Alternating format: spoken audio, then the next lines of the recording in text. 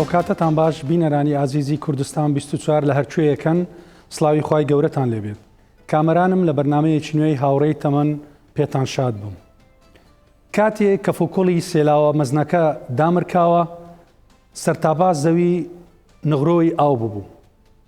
پەیامبەر نوح سەری بەرز کردەوە و ئەو نزایی دووبارە کردەوە کە لە ئاسمانەوە بۆی دابەزی بوو. گوتی ئەی پەروەرندەی خۆم لە شوێنێکی بەپیتم دابەزێنە. تۆ باشترین میوانداری و باشترین کەسی کە میوان بەخێو دەکەی. هەڵبەت شوێنە دەستبژێرەکەش کوردستانەکەی خۆمان بوو. ئەو شوێنەی کە هەزارەها ساڵە پەناهەندەی مرۆڤەکانە بە سەرتاپا جیاوازیەکانی. بەر لە حەزرەتی نوحیش مرۆڤی نەیاندەرتاڵ نەوایەکی لێ دۆزیبەوە. ئەم شەو خزمانم لە بناری سەفینەوە بە کۆڵی خۆشەویستیەوە هاتوون تا لێرە ڕۆ جوانەوەکەی پێکەوەژیان بخەنە ڕوو. خۆشحاڵم ئەم شەو بە میوانداری هەرێک لە مامۆستایان، مامۆستا پێشەن خەلیل، مامۆستا شەوکەت ئیسحاق مەنسوور، مامۆستا سرود بایز، مامۆستا گۆرگیس یوسف. مامۆستایان بەخێر بێن. مامۆستا شەقلاوە واتە پێکەوە ژیان. هەزارەها ساڵە ئەو پێکەوە ژیانە لە شەقلاوە دەستا و دەستی پێدەکرێ و بەرقەرارە. تەنانەت مەرقەدەکانیش ڕەبەمبۆیا و شێخ وسوو هەر یەک مەرقەدە. شێخ وسوو ڕەحمان. ئەوم لۆ باس بکە مامۆستا. وڵای لە هەر لە بیدایەتی کە چاومان هەرینەیە لە شەقلاوە ئیسلام و مەسیحی پێکەوە ژیاون لەو شارێ. جاڵێ هەر شاری کە دەرێ شاری پێکەوەژیان ئەمن وا هەستەکەم کە لە منداڵیەوە هەر پێکەوە ئیسلام و مەسیحی پێکەوە بووینە، خۆشی و ناخۆشیان پێکەوە بووە. زۆر مناسەبات هەبووە، یعنی لەگەر یەکدی زۆر تێکەرا بووینە. لێ ینی شاری شەقلاوە بەناوبانگە بە یەک ڕێزی و هاوژینی و هاوشێوە کە لە هیچ شارێکی بەو دەرەجەی ئەوە تێکەڵ نەبووینە. زۆر زۆر تێکەڵاوین. ئەمن بە خۆم ماوەیەکی زۆر خۆم و خێزانم لە گەڕەکی مەسیحیان بووین. ئەوەندە مرتاح بووین، ئەوەندە دڵخۆش بووین، ئەوەندە ینی لەگە خەڵکەکەی ئینسیداممان کردبوو. ینی لە گەڕەکان دیکە ئەوها نەبوون. یعنی لە بۆنەوە ئاهانکان دەچوونە کنیا ئەم لەگەر یەکدیدا بووین و لە جێژنان لەگەر مەسیحیەکانداین. ئەمە جێژنەی مەسیحیەکان لەگەر ئەمەدانن. ینی وەکو برایان دەژین. ینی وابزانم لە هیچ مووقفێک ناخۆشی نەبووە. دڵتان گەردی لێک نەگرتی و هەر پێکەوە. دوامین ئەمن با حکمی ئەوەی لە ناو مەسیحیان ژیاوم.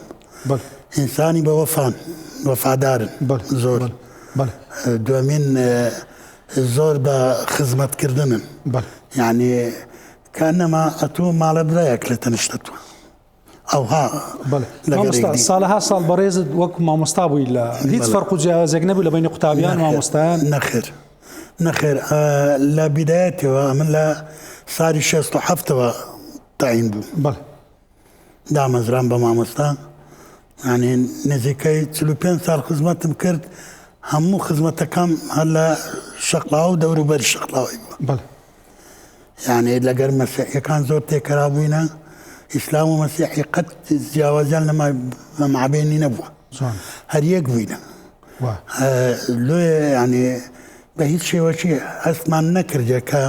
جیاوازی هەبی. ئەوجا مامۆستا چی نەکرد مامۆستا شەوکەتی؟ کاک شەوکەت مامۆستا دەڵێت لە هیچ کاتێک کەسمان بە جیاوازی نەکردێ. فعلەن قسەی مامۆستا زۆر تەواو بەڕاستی، چونکە بە هەموو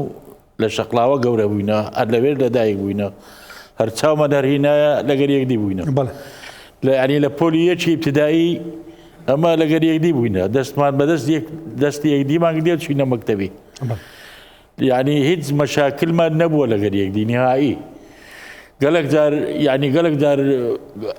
ئەوان لە سەرەما هەردەستان، ینی لێ ناگەران تا ئەدامان لێ بکرێ ئەوەمان لێ بکرێ، چونکە بەڕاستی مەسیحی دەسەڵاتی کەمتر بووە لە ئیوان، ئەوان زۆرتر بوون. ئەمە تقریباً ڕبعی ئیوان بووین، کەم بووین لە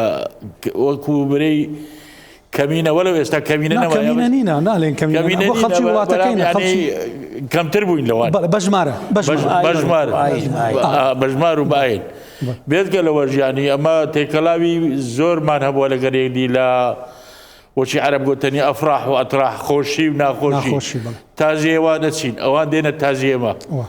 حتا جارێک لە بۆ نمونە تازیەکمان هەبوو لە قەعەی شەهید یوحەنە شێر برادرێکم بوو لە سلێمانی گوتی ئەمە تێنەگەیشتم نەمزانی ئێرە مزگەفتە یا کەنیسە گوتم بابە ئەمە ینی ئیسلام و مەسیحی گوتم هیچ فەرقەمان نییە لەگەری بێگومان مامۆستا باسم کرد مەزارەکانی شێکە مەزارەکان مەزاری ڕەبەن بووە بەسەر ڕەبەن بووی ئەمە پێدەرێن ڕەبەن بووە ئەوان پێدەرێن شێخ سوڕەحمان ئەمە دەچین نزای خۆمان دەکەین ئەوانی دەستن عینیشت ینی گەلێکدا پێکەوە دەچوین جوانە پێکەوە دەچوین لە بۆ سەفرات دە بۆ ئەوە دەچوین لەوێ دانیشتین نزای خۆمان دەکرد هەر کەس داوا کاری خۆی چ بوو لۆ خۆی دەکرد بەرێ ینی هەندێک بنەماڵە هەبوون لە ناو مەسیحیان ینی هەندێک تێکراو بوون لە ناو بنەماڵەکانی ئێمە ئیسلامەکان یان داهاتن ناو ئافرەتەکانش ناو خێزانەکەی ئەوها اعتیماد و هەموو خوشکبرا یەکدری بووینە هەموو ینی تێکەر بووی ینی زۆر بەتەواوی شەوکەت دەزانی ئەمە بنەماڵێمە ینی مامۆستا سروود حەنەمەدەنی حەنەمەدەنی وەکو برایەکی بوو ئەمە هەرمان دەزانی مامی بەڕاستیمانە ماممانە ینی برای بابمانە لە ناو ماری مەبوو داهاتوو دەچی مام سبۆ بەرێ سبۆی گۆ کە چەند دەستخۆش مامۆستا شەوکەت حەنەی نادی حەنە شابە بەرێ ینی مام جۆرت ینی زۆر دیکە ئەوەی کە زۆر تێکەڵاون داهاتن ناو خێزانەکان ئیشی ناومادە ینی لەگەر ژنەکان وەکو یەک ماڵ بووین کاک سرود ئێستا کە دەبینم جلک و بەرگیش وەچیە بوو شێوازی قسەکردن شێوەزار لە هەزە هەمووی ڕاستە ما مێژووی شەقلاوە بەڕاستی کە ئەمن بە تەمەنی خۆم کە چاوم هەڵنەیە ئەگەر بە حسابی تەمام کە ئەمن بە تەمەن موالیدم لە جەنابی مامۆستایان کسکەترا ئەو مەرحەلەی ئەمە لە قوتابخانە بووینەوە کە لە شەقلاوە ژیانە پێکەوە تەبان تەبیعەتی شەقلاوەی جوگرافیای شەقلاوەی کاتی خۆی زستانان خەڵکی شەقلاوە هەمووی گوندیان پێگۆ خانیەکانە لە بنار سەفین بوو بە مەسیحی و بە موسڵمان یەک بازاڕیشی هەبوو ئەو بازاری گوندی پێرێن لە منتیقەی بێترمە دەستی پێکرد هەتا گاتەکن مزگەفتی گەورەی شەقلاوە ئەوە مەسیحی و موسڵمان دوکانیەکانیان زیرانی یەکدی بوو و لەو منتیقەش کە کنگردی دێرەی پێرێن و هەتا گاتەوە منتیقانە بینایی مەسیحی و مسلمانەکان لە تەنشت ئێک بوو وەکو شێوازی خانوەکانی ئاکری وان دەچیش لەسەر یەکدیەکان ئەو عیلاقە و هەموو شێ و هاتوتوێ بەردەوام بوو لە شێوازی جلوبەرێک ئەو جلوبەرگەی کە لەبەرەکرا هەمان ئەو مسلمانە هەمان ئەو مەسیحیە ئافرەتەکان و پیاوەکان نەفسی شێواز بوو کورتە و شلوار بوو چیتیانە باست ئەوەیان هەبەوەی لە دەستیانە بەسڕان و چۆغەریان دەبەرەکرد کارەشیان دەبەرەکرد ئافرەتەکانیش هەمویان تاسەیان و کراویان لە سەریەناوەی سێ بسکۆرەی پێرە و نازانم نەفسی پێچە هیچ فەرق و جیاوازیەک نەبوو ینی حتا لە شێوازی جلوبەرجیش هەمووی وەچیەک بوو لە شێوازی خواردن جلوبەرێک ئەو بابەتانە هیچ جیاوازیەک ینی ئەگەر غەریبە کات بە هەستی هیچ بە جیاوازێک هەلۆ معلومات زانیاری جەنابتان ناوی زۆر کەسەیەتیان گۆ جەنابیان ئەمن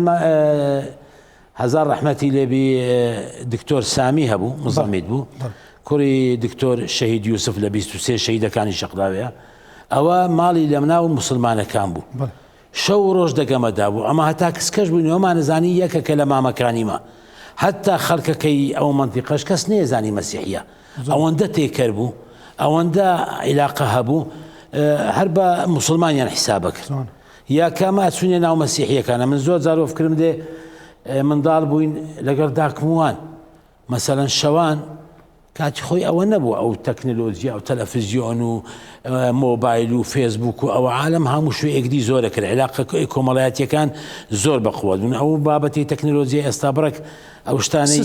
دوورێ خستیا چەنداوە کە پێرێن سەردەمی عەولەمە و جیهانگیری کەڵێن دنیا زۆر بچووکویتەوە چۆن ئێستا تو لە ماری خۆت لەسەر دیوار چاودێمارە جیرانەکەی دنیاوەی لەهاتیە ڕاستە ئیجابیاتی هەبوو بەڵام ئەو تەکنۆلۆجیا و ئەو عەولەمە و جیهانگیریە دڵەکانی لێکۆ دوورێ خستینەوە مەشاکل و مەشاغیلی دنیای نەگەنا ئەو وەخت شەوانەمە لەگەڵ داکموان دەیانگۆ با بچینە ماری مام هاوێلی با بچینە ماری مام ئێلیەی با بچینە ماری مام ئیسحاقی یا کاوان مەسەلەن حەفلەیەکە بە ژن هینان هەبە لە بەیانیەکەی چون نیوڕانەکەی لە گەوان نانمان نەخوارد شایی نەخۆشە بوون هەروە خەستەخانە هەروە لە مزگەوت لە کەنیسە لە تازیە لە سەقەبران یعنی بەشداریەکی فعلی کارە هەبوو لە نێوان هەردوولا دەستخۆش مامۆستا گۆرگیس ئەو زەدێماکن عەفوان مامۆستا گۆرگیس باسی طقوس و سروت و ئەو شتە ئاینیەکانم لۆ بکە طبعا احترامەکی متەبادل هەبوو کاتی ڕەمەزان کاتی بەڕۆژبوونی ئێوە مەسەلەن ئەوم لۆ بژێڕەوە ئەگەر ئیجازەم بدەی یەک پەیامی گسکم هەیە وازیبە لەسەرمە لەو مانگە پیرۆزە پیرۆزبایەکی گەرم ئاراستەی برا مسلمانەکان دەکەین بە مناسبەی ڕەمەزان هیوادارین ئەو مانگە ببیتە مایەی خێر و خۆشی لە بۆ هەموو دنیا و بە تایبەتیش لە بۆ کوردستان ئینشاءڵڵا بە ئەو طقوسانەی کەوا دەکران ئەمە لە ڕۆژانی جەژنەکان کە سبەینەکەی دەچوونە کەنیسەی پاشینەکە داهاتین کە ڕێو ڕسمەکە خەلاص دەبوو داهاتینەوە ماڵەوە یعنی دەماندیت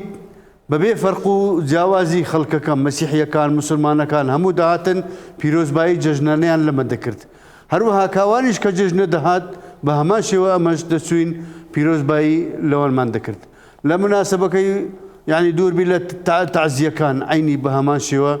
ئەوان داهات نەکرێمە ئەمەش دەچوینەکردنەوەن هیچ فەرق و جودایەک یعنی نەبووە لەما بینمان ئەو خصوصیەتەی لە شەقلاوەش هەیە وا بزانم لە هیچ جیەک نییە لەو پێکەوە ژیانێکە هەیە یعنی باشترین نمونەش وەکو مامۆستایان فەرمویان ئەو مەزارانەیەکە هەیە ئەو کەلتورەیەکە هەیە و لە هەمووی گرنگتریش لە هیچ دنیایەک ڕووینەدایە مەسیحیەک و مسلمانێک لە قەبرستانێک لە تەنیشتێک بنێژرێن لە 26 شەهیدەکەی شەقلاوە دوومان هەیە ئێستا لە گۆرستانی زەیتون لەوێ نیژرانە لە تەنیشت جیهاد و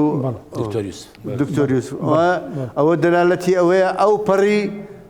یعنی پێکەوە ژیانە ئەو پەڕی لێبوردەییە کە ئەمە بتوانین ئەو هەپێکەوە بژین دەستخۆش مامۆستا پێشنگ بینەوە سەر ئێستاش ئەو ڕوحیەتە بەردەوامەوە نیە بەردەوامە ئێستا زیاتریش بەردەوام جوان ئێستا زیاتر تێکەڵا بووینە یعنی ئێستا دەچی لە هەر مناسەبەک بی ئەوەل جار کارتی ژن هینانەوانە لەو مەدە پێش ئەوەی لە خزم و کەسی خۆیان نێرن تازیەکەبی ئێمە پێشوەخت دەچین کە دەچین هێشتانەکامە زۆر داچیمە قاعی تازیان هێشتانەکە کۆ نەبوویتەوە ئەمە دەچین دادەنیشین یعنی ئەوە منتهای ئەوەیە کامە زۆر زۆر مرتاحین لەگە یەکدی زۆر پێکەوە ژیان ئەوەیە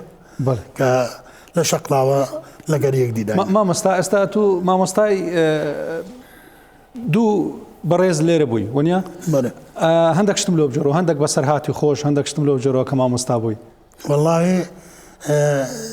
بەسەرات زۆرە لە ناحی مامۆستایان کە لە خزمەت بووینە لە خزمەتی قوتابخانەکان بووینە بەڵام ئەوەی کە زۆر زۆر کاریگەر بی یعنی بەڕاستی هەندێک مواقف هەیە یعنی لە بۆ نمونە یعنی لە ساڵانی هەفتەیەکان بدايتي حفتاي بياني هذا دراسة بو كردي عربي بو كردي لبر بياني هذا كحقي كرد راو اوتونومي بدا ساعت لبو كردستان وشورشي عيلو البصر كوتو لو اثناء ما مستيقان اغلبي عرب دراسة بو كردي اما تەکلیفان لێکرا مجموعە مامۆستایەک بووین کە بین دەرسی برینەوە ئەوەی لە خۆی ڕابینێ لە پۆلی 1 و 2 3 ناوەندی کاکە 7 و 8 و 9 ئێستا ئەمە بە خۆمان مامۆستای سەرەتایی بووین سەرەتایی ابتیدایی بووین ئەوە دەبی خەریج و کولێبی دەرسێبرێتەوە بەس کەم مدیر تەربیە هات گوتی ئەوەی دەخۆ ڕابینی ئەمە مەزوع مامۆستایەک بووین خۆمان خۆ بەخش کرد جوانە چون یعنی بەڕاستی زۆر زۆر مووقفەکە سەیرە کە ئەمن لە بۆ تەقاعودی کە چوم ئەبینم تەلەبەکانی مش کە دەرسم پێگوتینە یەک و دویم لەگەرمنەوە تەقاعود دەبم پەکو گوتمەوە ئەگەر ڕاستی یعنی نەبدا کو گەیشتینەوە یەکدی هەدا یعنی زۆر زۆر هەندێک مواقفە یعنی پێ سەیرە ماشەڵڵا دەست خۆش مامۆستا شەوکەت بەڕێزت هەربەت چۆن ئەو برایەنەت ناسی چۆن هاتیە و پرۆسەی چی قسەی خۆش تەیە لەسەر ئەو هاوڕێتی جوانەی کە نیو سەدەیە ئەنگۆ پێکەوەن بەخوای ئەمە تقریبن ئەمن لە باتاسێ مامۆستا بووم مامۆستا سرود ناوەڵاوە جار مامۆستا گۆرگیس هاتەکنە من لە باتاسێ هاتەکنە من دوایوی مامۆستا سرود هات یعنی بەڕاستی درمان بەیەکدی زۆر خۆش بوو ئەو پێش چەند ساری کە هاتەکنت تقریبا لە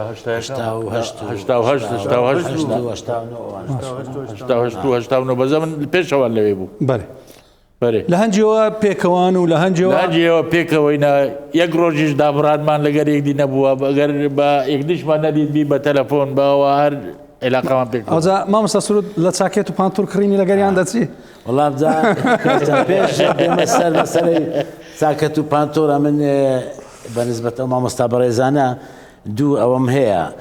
بەس هەلۆ زانیاری جەنابتان مەسەن لەوانێ زۆر کەس پێی سەیر بێ من کاتی مدیری قوتابخانەك بووم مامۆستایەکی مەسیحیمە بوو مامۆستا ئەپرێم یادی بەخێر کەسەکی ڕۆشنبیر و لێهاتوو زاناویسانەکی محتەرەم و بەڕێز باوەڕ کە دەرسی ئاینی مامۆستامان نەبوو نەقسمان هەبوو دەرسی ئاینی مەی بەتەلەبانەگەوتەوە زۆر بە جوانی تەفسیرەکی جوان معلوماتەکی زۆر قەیمێن لەوانەیەوە سەیری مامۆستایەکی مەسیحی بچی دەرسی ئاینی برێتەوە بە تەلەبان ینی بە درەچی فرەوان بە ینی پێشی خۆش بوو گوتیە من ئامادەمە هاوکار بم و تەلەبەکان زۆر باش ئیستیفادەشیان لێ کرد لەسەر دوو بابەتمێ وەڵا ئەوەی بەنسبەت جەنابی مامۆستا پێشەنگ ئەمن لێرە مامۆستان بووە و فێریکردە و دەستی ماچەکەم شەقەتشی لێدا ئەو شەقا ئێستاش بەچی وەفکردم دێتەوە ئێرە مەزورێتەوە ئەوە پۆلی یەکی ئیبتیدایی بووم مەکتەبی کاوێسە بوو مامۆستا کوردی پێگوتین ڕۆژێک نیورانە دەوامان بوو حەزم نەکرد بچمە مەکتەبێ عەقلی من داریە غورفەکمان هەبوو چوون بە جانتاوە خۆم دزیەوە لە پشتەوەی مارێ چوومە بن تەختەکەی ئەوەی چەرچەفی بەسە بوو خۆم شاردەوە وەرە لە بن تەختی لە سعات 12 تا چاری ئێوارێ مەکتەب بەرەبی بووە چاری شەمە سعاتم نەبوو نەمەزانیت مەکتەب خەلاص بۆ یان نا مەجالەکەبی بێمە دەرێ مهم هاتمە دەرێ ئەمن على ئەساس چوویمە مەکتەبێ لە لای سوورامەوە مارێژ زانی بیان دەنجیان نەکردووە من لە بنەوێندەرم سبەینەکەی واجیبی دابوو چووم لەبەر هەتاوێ دانیش بووین تەمەناڵ و ڕۆژانە خوازینەوە لەبەر هەتاوێ مەیدانە بوو گوتی دەفتەری بینن سەحدەم بانجی کردم گوتی وەرە سرود وەڵا گوتی کاوازی گوتم مامۆستا نەخۆش بووم و لە مارێ بووم و پێم نەکرا بێم گوتی یا لە بن تەختی خۆت شار بوو کەوەی گۆ ئەمن نازەمەوە دومار ئەمن گوتم لە بن تەختی یەک زەلەی لێدام 2000 سوورام لەو ڕۆژی ئەمن فێر بووم جارێکی دیکە ئەو غەلوغەشەینەکەم و دەوامی خۆم بە مەزبوطی بکەم قاتی جەنابیانی هەردوو مامۆستای بەڕێز ئەوە ڕۆژێک لە شەقڵاوی ئەمە پێکەوە بووین مامۆستایشترمان لەگەر بۆ هەزار ڕەحمەت لە گۆڕی زوو جێهێشتین مامۆستا حەمەد ئەمین حەسەن زبێراغا لەوە ماوەی ساڵێکە بی ئەمرێ خوای کردستانێکی زۆر بەڕێز بوو ئەوانە هەر سێکیان ئەوان برای ڕۆحی بەڕۆحی بوون ئەمیش لەگەڵەوان بە تەمەن کچکەتر بوون بەڵام ئەگونجام دەگەریان خۆشم دەویستن ڕۆژە گوتیان ئەچینە هەولێرێ قاتیەکڕین ئەتوو شوەرە طبعاً هاتین ئەو وەختیوە بزانم ئەو هەموو مۆڵ و شتە گەورانە نەکرابوونەوە هێشتا لەکن محافظەی محافظەی هاتینە خوارێ و محەلانە هەبوون ئەوە قەرەوتر بوو ئەوەش قەرەوتر بوو مامۆستا حەمەد ئەمینیش قەرەو بوو چوینە مەحەلەک هاتین نەبوو گەڕاینەوە ئەویدی بڕۆ یعنی لەکن محافظەی هەتا ناو قەیسەری و کن ئەسواق سیروانی ئەمە هەر بڕۆ مەحەلی قاتی لەبەرکە و دەبەرکە ئەوانە قاتێک دەهات پانتۆرەکەی قەیمە کرد زۆر احتیادی بوو زرجیان گەورە بوو چاکەت ناگەیشتێکدی لە هەندێک شوێن چاکەت زۆر تەبیعی بوو پانتۆر ناگەیشتە ئێدی لێرە ڕاوەستە ئاخر تکان هەتا هێواری هیلاک بووین چوین گەنجێک لە دوکانەشی بوو قاتیلۆ هینان دەبەرکی نەبوو گوتی ئەزانی چ کاکە گوتی ئەنگۆ پیاوێ قاتی نین بڕۆن لە خۆ کورتە کوشلواران بکەن کورتە کوشلواری دەبکەن وەڵا سواری سیارە بین و ڕاستاتینەوە شەقلاوێ مامۆستا گۆرگیز ئەو قاتەتان لۆ چ بوو حەفلەتان نەبوو چ بوو نانە هەر دەمانویست دانی بکرین بەس ئەمە ئێستاش دەگەردابی ئەمن هیچ قاتم لێ نایتن لە بازاری دەبێ ئیلا بەڕادان بدەم چونکە بڕە کورتم و قەرەوم یان پانتۆرت وەچی مامۆستای فەرموو کورد دەرەچی یان چاکە تەسک دەرەچی ئەو دەبێ ئیلا بچوبین ئەتو چی خۆشتەیە مامۆستا گۆرگیز ئەتو چی یادەوەرەی خۆشتەیە لەگە مامۆستایە وڵی بەڕاستی دەگەر مامۆستایان گعدە و دەرچوون و سەفرە و یعنی زۆر ئەوەی خۆشن کردینە ینی چەندی بجێڕینەوە ینی خلاص نابی بەزە من یەک قسم هەیە لەسەر برادەراتی ئەگەر دەبی لەسەر بنەمایەکی زۆر بتە و بنیاد بندرێ یەکەم جار مەسلحە نەبی یعنی دووەم جار ئەبی ڕێز لە یەکتر بگرن سێەم جار دەبی پەردەپۆشی هەندێک کەم و کورتی بکەن لە یەکدی لێبوردەیی هەبی بە شەرا ئینسان غەڵەت دەکا بەرامبەری برادەری خۆی بەرامبەری جیرانی خۆی ئەو شتان ئەگەر هەبوو زوو هەڵنەچی ئەو شتان ئەگەر هەبوو برادەراتی بەردەوام دەبی هەتا ئاخری بەڵام ئەگەر تو لە بۆ مەسلحەتی برادەرەکەت خۆش بێ لە بۆ مانگەچی یان لە بۆ سارەکی ئیشت پێ خەلاص بوو هاوڕی لێ نەدەی ئەوە بۆ نادەگوترێ برادەراتی و باش مامۆستا گۆرگیز چت هەیە لە هاوڕێیانی تەمەنت ئەوی لێرەن و ئەوی لێرەنی وڵای من دەیم ئەوەی ئەو کە برادەراتی دەکەی بە مخلیسی و بە دڵ سافی بکاتن ئەگەر نابانەی کە باشترە زۆر جوانە زۆر جوانە ئەوزە ئینشاڵە دەگەرەوانەش یعنی زۆر یارەبی خواتە من درێژوەکە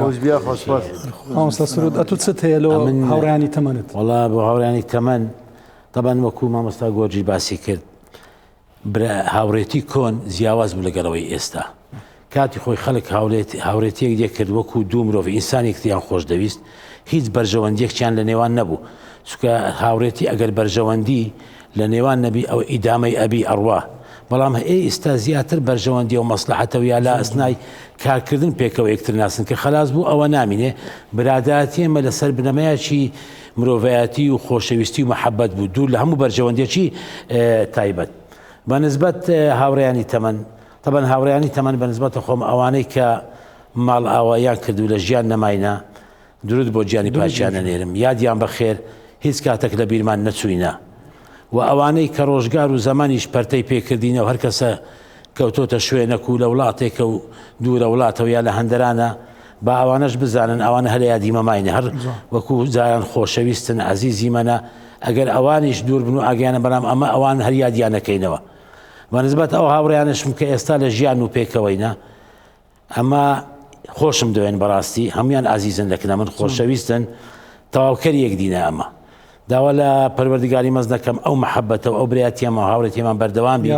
تەمەنیان درێژ بی چونکە بنەتیجە لە ژیان ئەوەی ئەمینێتەوە تەنها چاکە و هاوڕێتی و ڕازگۆیی و خۆشەویستی نێوان مرۆڤەکانە باقیدی هەمووی ئەڕوا هیچ نامینێ ڕابی شەوکەت دەتوست هەیە وەڵاهی ئەمن داوا لە هاوڕێکارم دەکەن ینی ئەوەندە بە ئەوەی خۆ بگرن لە ماڵدا نەنیشن بەڵێ دائما خەریکی سەفرات و چوونە دەر و دەرچوون خۆش گوزەران بن خۆش گوزەران بن بێتگەلەوەش ڕۆژێژ ینی لە عمریمە حرەکەیان هەبی بەڵێ ینی ڕۆژێ ئەقل لە نیو سەعاتێک ئەگەر هەر نەبی بڕۆن ئەگەر ریاضەشیان پێ نەکرد ئەگەر نادەکەون بەڕاستی زۆر جوان زۆر جوانە هەر بژیت مامۆستا پێشەنگ بەڕێزت چت هەیە بەڕای من ئینسان ڕەشبین نەبی جوان گەشبین بی گەشبین بی و دومینیش ئینسان کە لە تەمەەن تێپەڕی یان دەبی بەرنامەی لە بە خۆی دابنێ ئەوە لە ژیانی کەسابەت چینە دەرێ لە ژیانی وەزیفەی چوینە دەرێ ئێستا کەتینە ژیانێکی دیکە کە لە عمر تێپەڕینە تەمەنمان تێپەڕی دەبی بەرنامەی دابنین ئەو بەرنامەیە بەڕای من وەکو مامۆستا فەرمووی چوونە دەر و گەشتکردن و ئەو لەو بابەتەی دومین وەرزشی ئەوە لە قەدەر عمری خۆت پاشین خوێندنەوەی کتێب ئینسان زەوق لێ وەرەگری خاستن ئەمە کە مامۆستاینە یعنی يعني نوع معلوماتش وەردەگری کە تو مەزالت نەبوو پێش ئێستا وەز بگری لەبەرەوەی کە ژیان ئەوە معقد بوو ئێستا فرسەتە کە مەزالت هەیە دەتوانێت سوپاستان دەکەم سوپاسی هاتنتان دەکەم سوپاسی ئەو ڕوحە جوانەتان دەکەم لە پێکەوە ژیان کە هەزارەها ساڵە لە شەقلاوەی جێگیر بووە زۆر زۆر سوپاسان دەکەم فەرموو مامۆستا بەنسبەتە من کە مامۆستا بوویمە یعنی زۆر لە مامۆستایەکانی قەدیمی پێشە من دایما نسحەتیان نەکردین دەیان گوت بڕۆن لە کتێبان بنۆڕن خۆتان ڕۆشنبیرکەن خۆتان خۆتان بە علم و معرفەتی نوێ چونکە علم لە گەشەکردن دەیە و لە تەتەوەر دەیە ئەتوە هەر لەسەر ئەوە مادەی بمینەوە کۆلەوار دەرەسی پاش 10 سال 15 ساڵی ئەوە نامینێ شتی نوێ دێ دائما متابعە بکەن ئەوە بەمەیان دەگوت ئەز ئەمەش ئێستا با جیلی نوێ دەرین نوێی نوێ دەرین دەرێن مامۆستایانی نوێ ئەنگۆ دائما وا بکەن کە مەسادر خوێندنەوە بڕۆن مڕازعاتی کتێبخانەی گشتی بکەن مەکتەبەی عامە بکەن کتێب هەیە لەسەر کۆمەڵایەتی لەسەر زانستەکان لەسەر بوارە جیاوازەکان لەسەر دەست خۆش ینی وەرگرن علم وەرگرن لەوەی مامۆستایەکی چالاک و دەست خۆش هیوای تەمەندرێژی و تەندروستیتان بۆ دەخوازم بەو پەیامە جوانەی مامۆستا پێشنگ دێنە کۆتایی ئەم بەرنامەیەمان و ساکارترین سادەترین پێناسەی پێکەوە ژیان ئەوەیە کە بژی و ڕێز لە ژیانی ئەوی تر بگرە سوپاس.